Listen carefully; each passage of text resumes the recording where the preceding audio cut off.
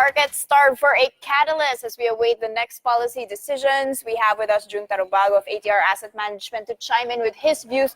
June, will they or will they not cut rates, that is, on Thursday? We think the central bank will cut rates on Thursday. All the data and rhetoric and messaging points to that. Okay. You take that along, and we also think that the Fed will follow suit in the next meeting, which is in July, next month, actually. Okay. You're actually in the minority, if you can call it 4 out of 10 minority that are expecting a rate cut here. What do you think this would do to equities? Will there be a flight to safe havens or to the U.S. equities if we actually go ahead of the Fed decision? I don't. Are you asking if there's going to be a flight out of equities? Out of the Philippine equities, no, because absolutely not. The spread would be bigger then. I think the move will be consistent with what the central bank has always been saying, that they need to readjust rates after the spike last year, in the third quarter of last year. So what that actually does is it actually we think there's going to be a rate cut and a reserve requirement cut. So those things actually affirm the central bank's ability to continue accommodative monetary policy. And accommodative, by that we mean the central bank can continue to lower interest rates, and that means cheaper or easier. We call it easing.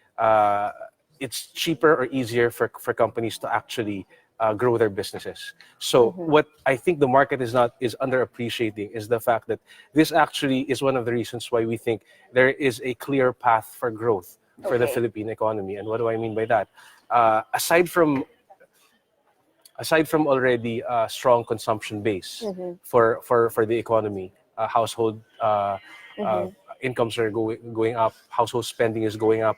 The government also has, think of it like a double-barreled bazooka of growth in terms of accommodative monetary policy, and people are still forgetting we're on the cusp of a massive 9 trillion peso government infrastructure spending program that resumes in the second half of 2019. So from an economic standpoint, the growth, barring of course external shocks, the growth path for the Philippine economy is quite clear as uncertainties mount globally.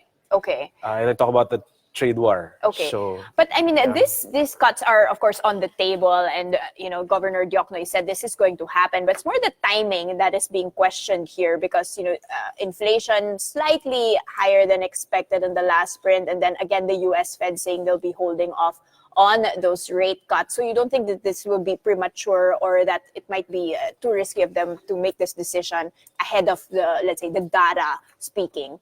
I don't think so, because the one of the main reasons the central bank will be cutting rates is because inflation has fallen from very high levels last year to close to 3%, and with the potential for lower rice prices, lower fuel prices, we think that inflation print could actually drop below 3%. As that, I think the cutting of the rate will be in full consideration of all those things. And you did mention our domestic growth story here, but there's also this issue of global growth, and you did already point towards the trade wars. There's a dovish sentiment all across the globe and also across Asia. Is this enough? I mean, if you think of monetary policy, is that enough, these cuts, to offset the worries that on global growth softening? I don't. Well, I agree with the point, with the connection. The Fed will probably cut rates in July because of concerns that growth is put in danger. As for countries in emerging markets, no one will be insulated, I think, but there will be those countries, I think, like ours, that will be relatively less adversely affected because we have a strong domestic-driven economy, and that is also one of the reasons why I think foreigners are starting to, we're seeing net foreign buying return this year. After, if you take out all the placements last year we saw about $2 billion in net foreign selling in the country. That's probably one of the biggest net foreign selling numbers ever for the in the history of the Philippine stock market. This year, you're seeing about what, 560, 570 million US dollars Yeah. in net foreign buying. And that, I think, is no coincidence, because they see us as a relative safer haven because Okay. of this clear path to growth amidst all of this uncertainty around the globe, particularly the China-US trade tensions escalating. So. But you're not enough to still push our index above 8,000. Like, it's been such a hard, a barrier to overcome. Why is that? Despite, as you mentioned, foreign funds, well, they've been a little bit, on the outflow yet again. Right, but right. then still, I mean, we've got better inflation. You've got domestic consumption generally healthy, insulated from the trade wars, let's say, and yet our bourse, not necessarily outperforming. I think that's because we had a soft first quarter GDP print. Okay. GDP growth in the first quarter disappointed estimates. I think it was 5.6%. Correct. What, in connection with what I said earlier, what the markets aren't pricing in for the Philippines, for the Philippine stock market in particular, is that you have several factors that will result to several factors, accommodative monetary policy and infrastructure spending, to complement the strong consumption story. Hence, GDP growth, we feel, will accelerate in the second half of 2019. Once that's out, then then people will start warming up to the Philippine growth story again. I think it's really more of the weaker or disappointing GDP growth number in the first quarter that kind of kept investors at bay.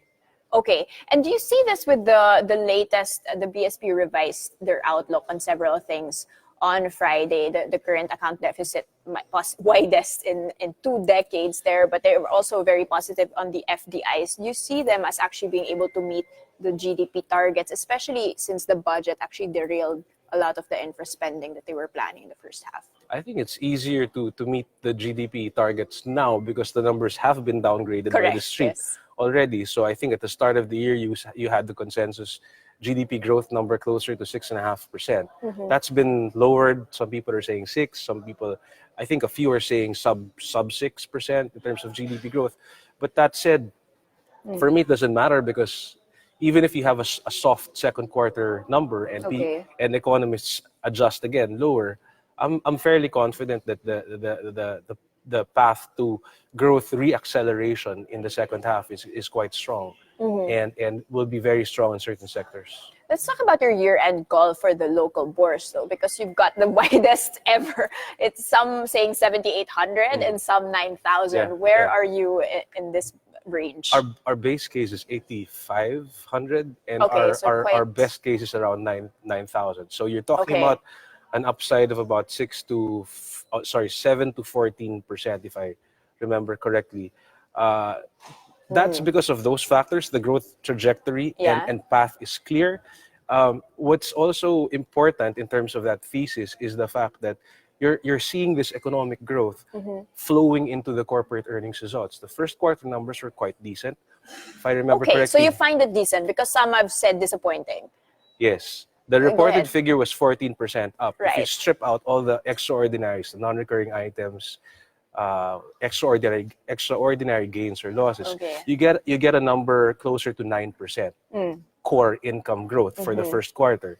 While that's significantly lower than 14%, it's still above the 5-year average of about 5 to 7% core earnings growth. So it's above the average. It's below our full year target. But as the economy reaccelerates or accelerates, we think that growth will accelerate as well for corporate earnings. So you have strong corporate earnings. You have very low levels of foreign ownership. You have valuations for the Philippine stock market. You're at a PE at which the Philippines was at before we got upgraded to investment grade.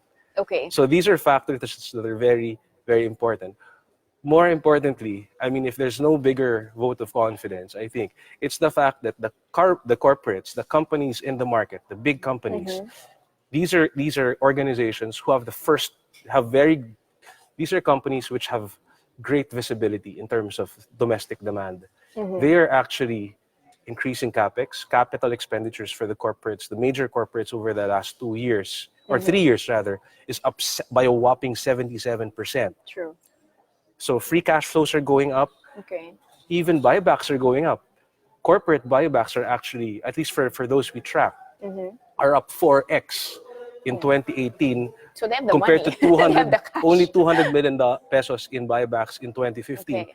It's up 4x in 2018. I think early this year you saw Ayala Land do that big, well, relative to others, a Yes. significant buyback at about 43 Yeah. something pesos per share, and now the share price is at close to 50. So it's You're sitting on the long-term prospects. yeah, I mean, Okay. because we have to look at the long term. We're not really traders. We're looking at the long game. We're playing the long game. The Okay. Philippines is in a very strategic, is in a very promising strategic position, and the best way to ride this growth in this young, vibrant economy with a young population is to really play the long game. That's our view. What about the rebalancing? So the MSCI rebalancing hitting our biggest blue chips here. I mean, how would you position ahead of that? I'd How would qualify that a little yeah, bit go because one ahead. of our biggest blue chips lands up 20% for the year. So, uh, given our long game, the long term positive view, we use these short term, the rebalancing, the overhang from Right. potential outflows from the MSCI and today, is it today or Friday, the FTSE rebalancing. We see all of these as opportunities to buy at much better levels if the market reacts negatively because of the potential, the implied negative, well, the implied outflows in the market. So we're using those as opportunities to buy rather than getting out because there's a rebalancing. At some point, the overhang will be lifted. Okay. And what matters is the long game, how we look at things long term. You said, and I quote you here, that you're looking at secular stocks. What Yes. exactly do you mean by secular stocks, Well, and which one are you it's simply long-term stories. So secular, Okay. we like stocks in sectors that are in the midst of secular growth, Okay. meaning growth that is long-term. Not, I wouldn't say insulated, but less affected by short-term economic cycles. Do you mean less affected by inflation? Less affected by which? Inflation. When you talk about inflation, it's the low inflation now that comes to mind. So that's not. Okay, so that's not a bad thing. That's not a bad thing. And what I would think of inflation more, if you say secular, it's more long term. So Okay. it's more of the economy, the consumer sector, for example. Per capita GDP is very low, but it's at a level at which we've seen our Asian neighbors experience a consumption boom. So consumption, young economy, growing economy, consumption, no brainer.